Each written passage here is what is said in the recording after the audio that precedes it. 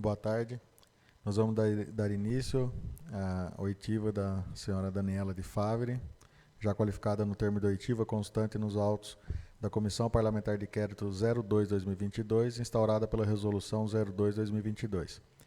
A doutora está sendo ouvida na condição de testemunha na Comissão Parlamentar de Inquérito 02-2022, que tem como objetivo de apurar os fatos e responsabilidades de agentes públicos do município em possível desvirtuamento do processo seletivo, edital 01-2022, publicado na edição 1654, de 14 de janeiro de 2022, do Diário Oficial Eletrônico do Município de Itápolis, ao burlar concurso público, recrutando funcionários por meio da Santa Casa para a prestação de serviços em unidades básicas de saúde de Itápolis, desvirtuando a natureza dos repasses das subvenções sociais, cuja consta do artigo 16 da Lei número 4.320, de 17 de março de 64, e desagregando o quadro estrutural da administração pública municipal previsto na Lei número 2.675/2010. A denúncia foi acolhida pelo plenário na sessão ordinária de número 1286, realizada em 25 de abril de 2022, resolução número 02/2022. A senhora está aqui na condição de testemunha e, como tal, tem a obrigação de dizer a verdade, sob pena de responder a processo. A senhora tem ciência disso? Sim. Então vamos dar início aos questionamentos. Passo a palavra à senhora relatora. Boa tarde, Daniela. Agradeço seu comparecimento.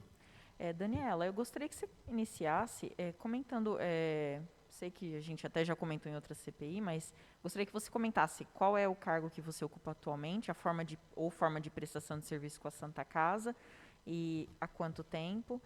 E se a gente participou também até de uma reunião online juntas, né, com a equipe da Santa Casa, e qual o embasamento legal, né, que eu até lembro que você comentou alguma coisa nesse sentido naquela primeira reunião online que tivemos, então eu gostaria que você comentasse também.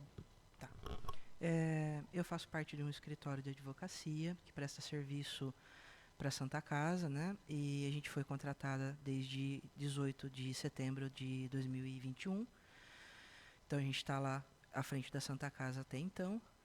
Chegou ao nosso, solicitaram um parecer nosso acerca da contratação de pessoas para compor a demanda que o município precisava, porque tem um plano operativo, um plano de trabalho que foi aprovado pelo Conselho Municipal de Saúde, e nesse plano, dentre todos os serviços que seriam prestados pela Santa Casa, serviços de imagem, exames de cardíacos, enfim, cirurgias eletivas, havia também a solicitação de recurso humano para ser colocado, né, nos postos de saúde, para, enfim, suprir a falta de profissionais que a prefeitura tinha. Quando me chegou esse pedido de parecer, como é algo novo, algo que eu não tinha até então trabalhado, eu conversei com a consultoria e eu vi que eles tinham implantado isso em São Pedro, né? Então eu pedi a permissão para conversar com a advogada de São Pedro e a consultoria seria a MSS? Isso, exato. Tá, obrigada. E conversar com ela para ver como é que foi implantado lá, como é que eles fizeram. A gente, né, conversou, eles falaram que lá inclusive foi feito contratação direta CLT, não foi feito nem processo seletivo. Eu procurei a legislação para fazer o meu embasamento. Basicamente, as leis que a gente usou que eu usei para embasar a legalidade desse processo seletivo é uma instrução normativa, a número 1 de 2016 e a número 1 de 2020 do Tribunal de Contas. Usei também como lei a 866, o artigo 116. Usei a lei 4.320 de 64, artigo 16. A lei 8.080 de 90, artigo 24. A própria Constituição Federal, artigo 199. E usamos também uma portaria do próprio Ministério da Saúde, os artigos 2, 3 e 4 dessa portaria, né? Todos citam que há a possibilidade do convênio entre a prefeitura e um ente privado, e inclusive ele cita que a prefeitura tem que dar prioridade para entidades filantrópicas sem fins lucrativos, né? Em algumas dessas leis. Não satisfeita com o que eu tinha achado de leis, fui até o Tribunal de Contas, buscar uma consulta junto aos analistas, e o analista expliquei que a Santa Casa estava sob intervenção municipal desde 2007, que o prédio do pronto-socorro é do município e que a gente já, de uma certa forma, até de forma indireta, presta esse tipo de serviço já para a prefeitura desde 2012, porque todos os funcionários que trabalham no prédio da Santa Casa são no prédio da prefeitura, que é o pronto-socorro, são da Santa Casa. Né? Então, não há diferença nenhuma do que nós fizemos para o que já vem sendo feito desde 2012. Expliquei tudo isso e ele me disse que o que é proibido, que em algumas cidades, inclusive, foi alvo de apontamento, é você fazer a contratação pura e simples de RH. Né? Como ele citou uma cidade, não vou citar o nome da cidade, foi feita a contratação de agente comunitário de saúde. Isso é a burla ao concurso, no ver do Tribunal de Contas. E aí ele falou, não, vocês têm um plano operativo que foi previamente aprovado, vocês estão fazendo uma prestação por um todo no serviço da saúde, a contratação de RH é algo que complementa esse plano de trabalho, mas não é o alvo principal dessa prestação de serviço. Então, não há proibição nenhuma. Inclusive, esse áudio foi gravado com autorização e foi juntado na nossa defesa no inquérito civil do Ministério Público. Tá? A gente juntou. Então, basicamente, até a consultoria queria que fosse contratação direta. Eu falei que eu não daria um parecer favorável para isso, porque se viesse, parece que a gente estava adivinhando que viria alguma coisa do Ministério Público. Falei, como é que eu vou justificar para o Ministério Público quais foram os requisitos que nós utilizamos para fazer essas contratações? Não tem pessoalidade, não tem publicidade, não tem transparência nenhuma. Então, eu mesma fiz o edital e a gente seguiu todo o trâmite certinho, para dar transparência e publicidade mesmo. Basicamente foi isso. Entendi. Ô, Daniela, a Santa Casa, vocês entendem ela como uma organização social?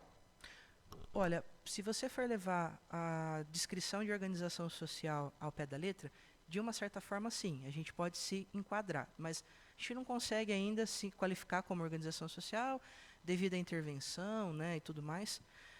A gente está buscando, inclusive o estatuto novo que foi implantado, criado para a Santa Casa, ele já é um estatuto direcionado para a gente se qualificar em organização social. Ele é completamente técnico.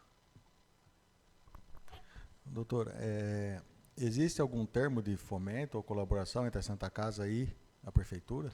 Não, não foi feito. Apesar de eu ter criado esse termo de fomento, eu tenho ele pronto, mas quando a gente começou as tratativas, eu apresentei essas possibilidades do processo seletivo para o jurídico da Câmara, e eu apresentei também para o jurídico do terceiro setor, que inclusive quem eu tive uma reunião foi o Felipe, Dr. Felipe.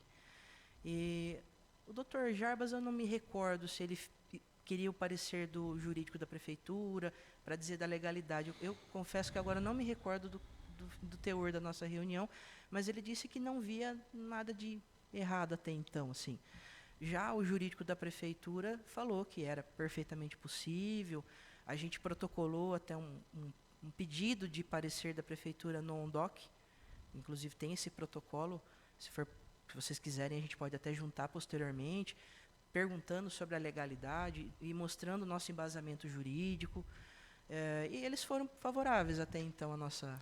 Sim, mas não existe um termo hoje de fomento. Não, existe só que até se você vê essas leis que eu citei, as resoluções do Tribunal de Contas, elas preverem que, no caso, a 16, a 1 de 2016 é o artigo 1º e a 1 de 2020 é o artigo 121. Ela não cita o termo de convênio, ela cita só que há necessidade de você fazer uma contratualização mediante um plano de trabalho previamente aprovado. Eu tenho até aqui... Mas aí a contratualização não seria através do termo do convênio? Então, o termo do convênio seria esse plano operativo que foi apresentado para o Conselho Municipal de Saúde. Né? Basicamente, seria isso que a gente teria que fazer aos olhos do Tribunal de Contas. Sim, mas então, para deixar claro, assim, não tem um termo de fomento entre a Santa Casa e a coisa. Não tem um termo de fomento. A doutora tem ciência, tem alguma lei autorizativa também, independente para que essa contratação fosse feita direta pela Santa Casa para atuar na rede? tem conhecimento se há alguma lei autorizando isso?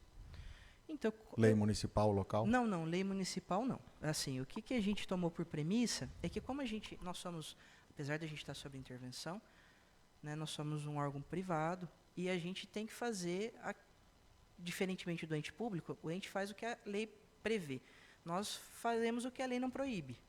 Então, assim, até para mostrar transparência mesmo para a população, a gente fez o processo seletivo. Como eu disse, foi solicitado que fosse contratação direta e a gente optou por não fazer dessa forma, porque até foi indicação do próprio analista do Tribunal de Contas. Doutora Daniele, boa tarde. Boa tarde. Novamente. Essa consulta que a doutora mencionou junto ao Tribunal de Contas foi de forma formal ou informal? Não, essa foi informal. Informal. Informal, exato. Foi por telefone? Foi por telefone. Tá. A doutora podia mencionar para a gente outro município que exista uma situação conforme ocorreu aqui? Eu não consigo citar o nome dos municípios agora, mas tem alguns que, inclusive, a gente juntou na defesa do Ministério Público jurisprudências de outros municípios que fizeram as mesmas coisas que a gente e o Ministério Público deu pareceres favoráveis. O Ministério Público do Tribunal de Contas. Sim. Tá? Eles araram pareceres favoráveis. A doutora participou de uma reunião que teve no gabinete junto a procuradores do município também? Sim, participei. Os procuradores do município, na ocasião, tinham ciência que que o pessoal do processo seletivo trabalharia na rede municipal? Eu acho que houve não sei por que motivo, houve uma pequena confusão nesse ponto, porque eu fui até o Dr. Felipe, explanei a ele que seria feitas as contratações para trabalhar na rede pública. Inclusive, tem essa solicitação de parecer no ONDOC, onde eu sou muito claro em dizer do que a gente ia fazer. É muito parecido com o parecer que a gente enviou para a Câmara, de uma solicitação de informação. Tá? E lá, depois, ele foi favorável, e não sei por que nessa reunião ele se demonstrou contrário. Mas, sim, eles tinham ciência, sim. Obrigado. Seguindo nesse teor da reunião, o que ficou decidido naquela reunião, especificamente? Naquela reunião, ficou decidido que nós íamos cancelar, não iríamos fazer o processo seletivo, só que naquela ocasião a gente não tinha esse parecer favorável do Tribunal de Contas, porque até então eu não tinha ido até o tribunal, ligado para o analista e feita a consulta, e nós também não tínhamos a ciência de que o prédio da prefeitura, do pronto-socorro era da prefeitura desde 2012. Então, nós tomamos assim, não, se o prédio é da prefeitura e quem trabalha lá são funcionários da Santa Casa, qual é a diferença do que a gente vai fazer agora? E mais embasado com o parecer do tribunal, que é o que mais preocupava a gente, era o Tribunal de Contas, como ele deu um parecer favorável, a gente optou por continuar com o processo seletivo. Então, na reunião ficou decidido que iria ser cancelado, naquela sim, reunião. Naquela reunião, sim. Isso aí foi um consenso ou partiu a ordem do Executivo? Não, foi um consenso. O prefeito não se manifestou lá na reunião? Não, ele disse, então vamos abortar por hora até a gente ver a legalidade disso. E quando se deu, para explicar melhor, quando se deu, então, pela continuidade disso aí? Como que foi posterior a essa reunião? Isso, foi posterior a essa reunião, quando a gente trouxe ao conhecimento do Executivo esse áudio do analista do Tribunal de Contas e a informação do prédio, né, que seria da Prefeitura, né, o prédio do pronto-socorro. Então, doutora, só para ficar bem claro, esse áudio, então, não é um parecer, seria somente uma opinião. Como ele é analista e ele é o responsável por analisar as contas, que ele é o responsável que analisa as contas do município, ele exarou ser favorável, né? Claro, é uma opinião, a gente entende isso. Depois eu até conversei com o superior dele, mas esse áudio eu não gravei, porque ele não permitiu, e, enfim, a gente respeita a opinião dele. Então, o superior hierárquico dele também foi favorável. Né? Então, só que esse ano a gente não tem o áudio gravado. Como ambos foram favoráveis, a gente não viu a ilegalidade de continuar com o processo. Daniela, você tem conhecimento se foi feito algum estudo de impacto da contratação dessa mão de obra para prestar o serviço na prefeitura? Olha, eu o acredito... impacto financeiro dentro do orçamento do município? Ou não. Se foi recomendado isso ser feito? Não, esse conhecimento eu não tenho.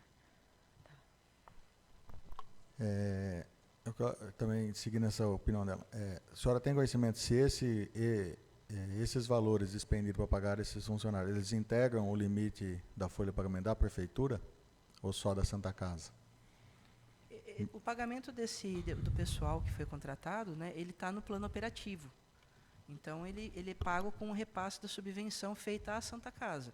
Agora, estudo de impacto, enfim, esse conhecimento eu não tenho. Depois que houve esse estudo que motivou a continuidade do processo seletivo, vocês tiveram alguma reunião com o executivo? O prefeito ficou ciente dessa continuidade? Porque até então ele tinha determinado o cancelamento. Sim, foi feita uma reunião com ele, da qual eu não participei. Quem que participou, senhora? A assessoria e a administração. Tá. E aí veio a ordem para continuar? Exato. Do executivo? Eu não conversei com o executivo. Então, como eu sou subordinada à administração, então eu recebi as ordens da administração para continuar com o trâmite do processo. Sim, agora de quem partiu, provavelmente do executivo, não foi diretamente a mim que ele se reportou. Assim, até me desculpa, é uma dúvida que eu tenho. Eu sempre ouço falar que dentro da administração pública você pode fazer o que está autorizado na lei, né? O que não estiver expresso, o que não estiver autorizado, quer dizer, então, que você não pode fazer. Você só pode fazer o que está expresso em lei. Pelo direito administrativo, a teoria do direito administrativo, então, sim. E aí, agora, vocês se basearam numa... vocês, pelo que eu estou entendendo, e você até mesmo comentou, vocês estão se baseando na inexistência da proibição e não na existência de autorização. Na verdade, e não. Porque, assim, além de não ter uma lei que não proíba o ato, existem leis, das quais eu citei aqui, que são essas que vocês... permitem se fazer esse convênio. Então, assim, nós temos 2 pontos positivos. Nós temos a lei que não proíbe e algumas leis que permitem que você faça esse convênio. Inclusive, o Tribunal de Contas, que é o principal fiscalizador, né, do emprego do dinheiro público. Então, o que nos deixou muito confortáveis em realizar esse procedimento foi que o órgão que irá nos fiscalizar posteriormente é favorável a realizar esse convênio. Tá. Esse plano de trabalho, certo? Ele passou pelo Conselho? Isso. E pelo terceiro setor? O que eu tive ciência, que foi passado a mim, ele passou pelo Conselho Municipal de Saúde, foi devidamente aprovado. Primeiro ele passou pelo terceiro setor, depois para o Conselho Municipal de Saúde, e acredito que, não sei se é verdade, mas me passaram que foi apresentado aqui na Câmara, em uma reunião extensa, onde foi passado parte por parte. Eu só não sei te dizer se é realmente assim que aconteceu, mas que foi aprovado pelo Conselho Municipal de Saúde e pelo terceiro setor, sim. Certo. E eu também me lembro, na reunião online, né, que realmente que vocês tinham alguma coisa, parece que vocês tinham uma proposta de legislação específica e esse termo de convênio. Nessa reunião online, ficou claro que vocês tinham algum documento que, se precisasse ser protocolado na Câmara, vocês passariam para o jurídico da Prefeitura? Isso. É isso verdade, mesmo? Você confirma isso? Vocês já tinham e aí não veio para a Câmara? Isso, porque, segundo o entendimento do Tribunal de Contas, o próprio plano operativo seria o termo de convênio, né? Vamos dizer dessa forma.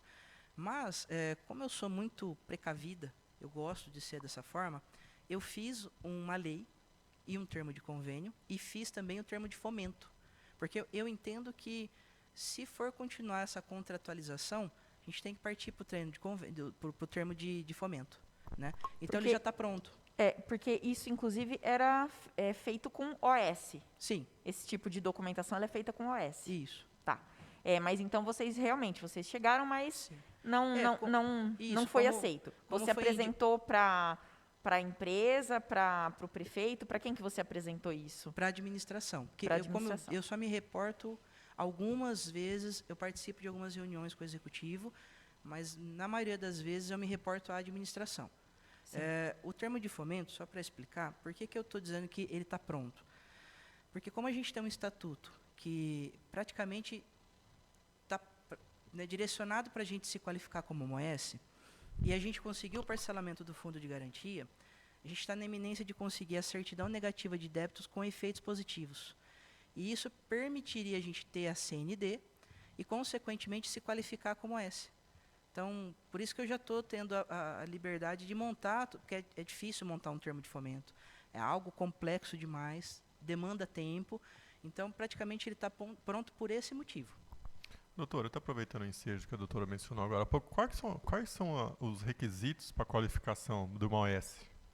Olha, eu entendo que os primordiais seriam as dívidas trabalhistas, né, quitadas, as dívidas fiscais, pelo menos em andamento de negociação, e as previdenciárias também, ou quitadas ou em negociação. Né, e a retirada da intervenção. Não é um ponto primordial para você conseguir a intervenção, mas eu entendo que é um grande empecilho para a gente conseguir. A gente tem que estar devidamente com as especialidades mínimas qualificadas para poder prestar o serviço. Tem alguns tipos de exames, alguns tipos de procedimentos que a gente vai ter que fazer, que a gente também tem que estar devidamente qualificado. Inclusive, a hemodiálise que a gente conseguiu recentemente, a gente está na iminência de registrar ela certinho, de conseguir a qualificação dela, que é um serviço de alta complexidade. Então, isso vai trazer um benefício enorme para a gente. Mas hoje, o principal ponto para a gente conseguir qualificar uma organização social é as dívidas. As trabalhistas estão todas negociadas e sendo pagas. As previdenciárias eu estou em negociação.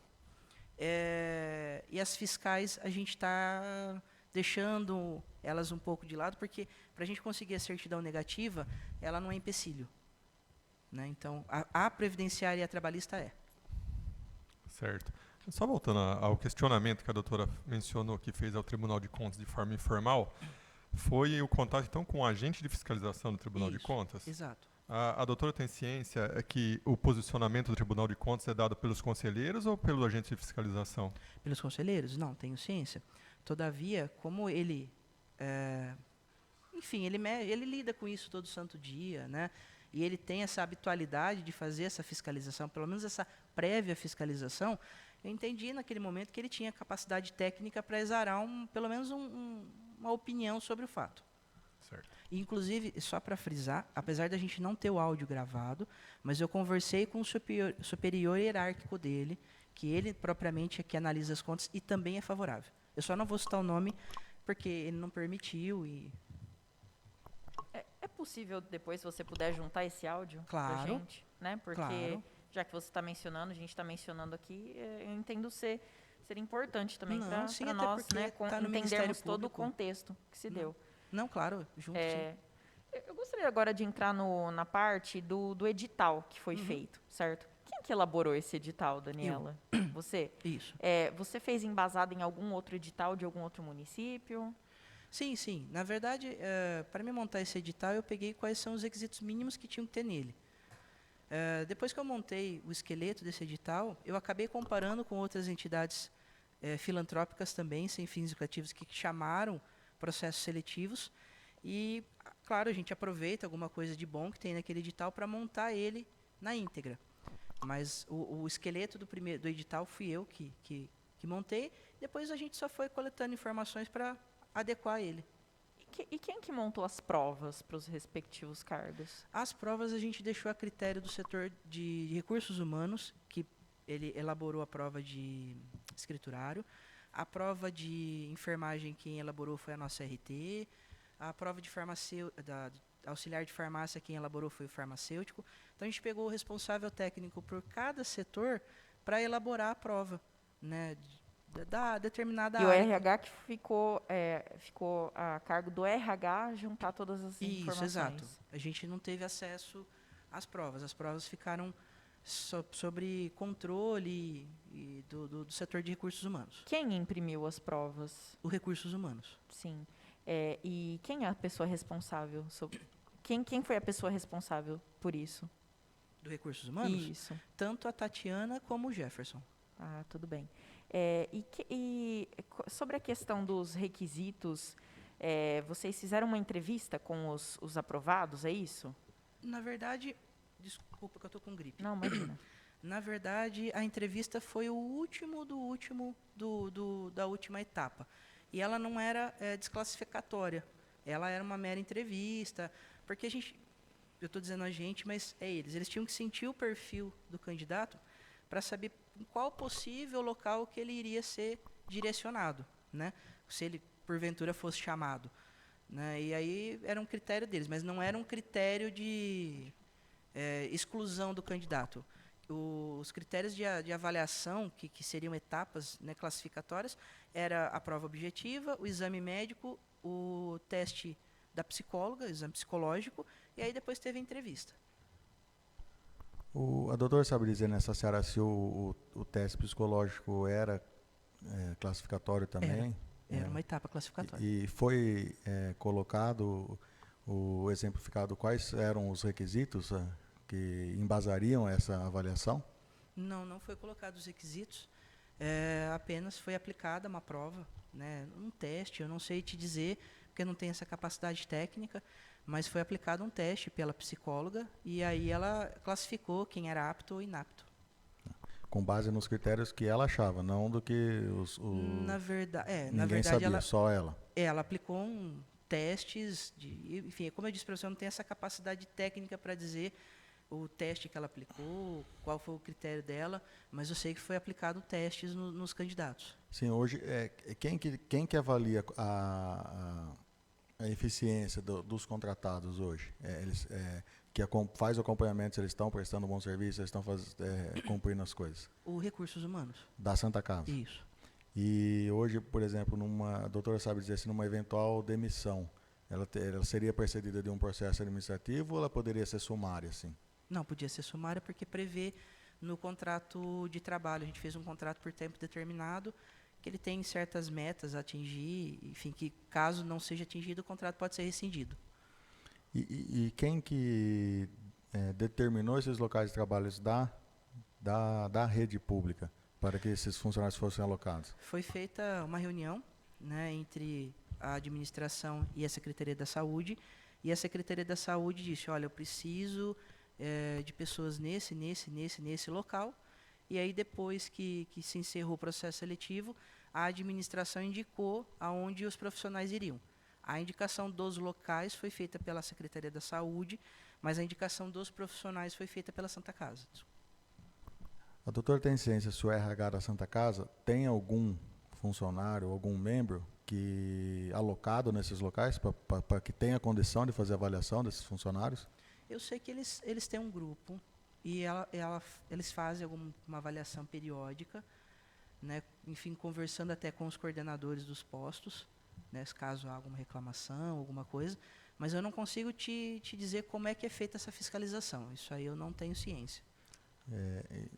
Da minha parte, sabe se podem ser abertas mais vagas para aproveitar esse concurso que já está realizado? Olha, possivelmente sim. Né, a gente está aguardando o desfecho da CPI e da denúncia do Ministério Público, mesmo a gente entendendo que tudo foi feito dentro da legalidade, mas sim, possivelmente vão ser chamadas mais pessoas. Daniela, por que, pelo que eu entendi, os prazos de inscrição, no meu entender, né, a gente até contestou da primeira vez, parece que o primeiro edital parece que não dava uma semana para prazo de inscrição, né? E aí depois vocês parece que prorrogaram, né? Quais são você lembra essas datas aí e o porquê que foi dado tão pouco prazo assim? Tá. E eu gostaria também de saber os meios de divulgação que vocês utilizaram desses editais. Entendi. O primeiro edital, ele foi publicado com uma data curta, bem curta, porque a gente precisava muito, né, colocar o plano operativo em ação, né, colocar para funcionar. Então, a gente precisava contratar de forma rápida os profissionais. Teve um erro no e-mail, da qual a gente colocou para as pessoas enviarem os documentos de currículo. Né, foi errado, por grafia a gente teve um erro, e aí a gente precisou publicar um novo edital. Depois desse novo edital, como é a primeira vez que a gente faz esse tipo de processo, né, a gente não tinha expertise nessa parte, né, a gente achou por bem aumentar o prazo para poder proporcionar à população um tempo maior para se inscrever. Inclusive, a prova, salvo engano, ela era para ser aplicada no sábado de manhã, a gente também mudou, a gente colocou para ser aplicada à tarde. Eu não me recordo agora se foi no sábado ou no domingo, acho que foi no domingo que foi aplicada a prova. Porque as pessoas trabalham, né, durante o período da manhã, faltar do serviço, enfim, ninguém queria prejudicar ninguém. Então, foi por esse motivo. A gente precisava muito das pessoas rapidamente serem contratadas, e a gente entendeu também que a gente ia atropelar muito o processo, então que seria melhor deixar um tempo mais esparso para poder fazer essas contratações. Quanto às publicações, o primeiro edital e o segundo edital retificado, eles foram publicados tanto no Diário Eletrônico do município, como no jornal Folha de Itápolis. Tá? Por que as demais etapas, e previa-se isso no edital, as demais etapas seriam publicadas de forma única, exclusiva, no Diário Eletrônico do município, por questão de contenção de gastos. Só para vocês terem uma ideia, o primeiro edital, para nós, ficou quase R$3.000 para ser publicado. Então, ficaria muito caro e a gente demoraria um tempo muito maior para conseguir cumprir as etapas, porque o edital ele só sai de sexta-feira. Então, a gente ficava um pouco engessado das demais publicações, porque a gente ia ter que esperar sexta-feira para publicar uma etapa, para depois a outra sexta, a outra etapa. Então, tinha no edital que foi publicado no jornal, que as demais publicações ocorreriam no Diário Eletrônico do município. Mas só foi por questão de conveniência para a gente agilizar o processo, mas só e somente. Mas o primeiro e o segundo, ambos foram publicados de forma eletrônica e de forma física no jornal do município. Você tem conhecimento se esses editais foram veiculados nas redes sociais da prefeitura e nas redes sociais da Santa Casa? Nas redes sociais da prefeitura, eu acredito que não. Né? Eu não tenho essa certeza, mas eu acredito que não. Agora, nas redes sociais da Santa Casa, sim, foi amplamente divulgado, inclusive pelos próprios colaboradores que dispararam, né, as fotos, enfim, nos grupos de WhatsApp e disseminaram para todo mundo saber que a gente estava fazendo. Era solicitado currículo para ser apresentado, é isso, junto com a documentação? Era solicitado o currículo do candidato? Sim, era solicitado o currículo, demais documentos, mas o currículo era só mais para a gente ter os documentos, porque a gente teve um problema muito grande quando a gente recebeu as documentações, que o pessoal, por não ter muito acesso à rede social e, né, computador, eles nos mandavam foto. E a foto normalmente ficava embaçada. Né? Então, a gente pediu o currículo, já porque aconteceu isso várias vezes, o currículo, pelo menos, é uma coisa que a gente conseguia ver melhor, RG, CPF, nome de mãe, nome de pai, né? Mas foi só para a gente conseguir ter uma documentação mais consistente. Sobre a avaliação de desempenho, já foi feita alguma avaliação desses funcionários? Você tem conhecimento se já foi? Não tenho conhecimento.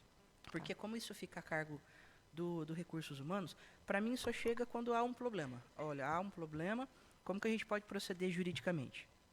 Então, aí eu dou um parecer, enfim, exaro uma opinião. Mas se o problema não chegar até mim, eu não...